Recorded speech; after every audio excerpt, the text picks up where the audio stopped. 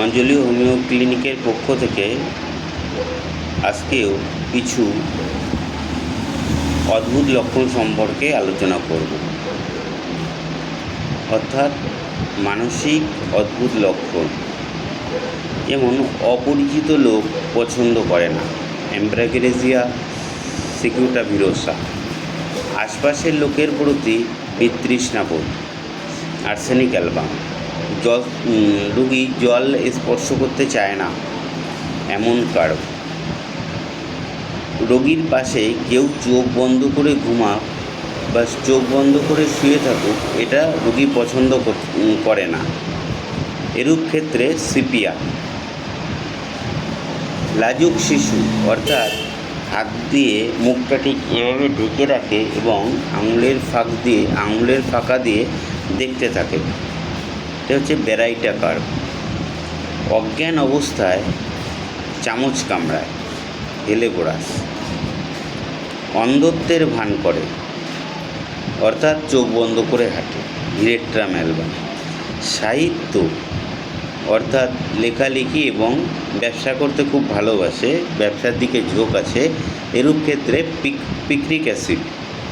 কাল্পনিক ঝামেলা নিয়ে একাকিত্ব, অর্থাৎ দেখা যাচ্ছে আদৌ কোনো ঝামেলা হয়নি, একটা কাল্পনিক ব্যাপার নিয়ে সে একাকিত্বে ভুগছে, এরূপ ক্ষেত্রে ইগনেশিয়া বা নেজা।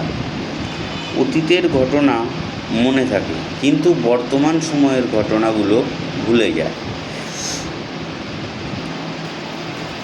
এপিগ্রাফাইটিস, কথা বলতে পারে কিন্তু বুঝতে পারে না, অর্থাৎ কথা বলে কিন্তু অন্যের কথা ভালো বুঝতে পারে না।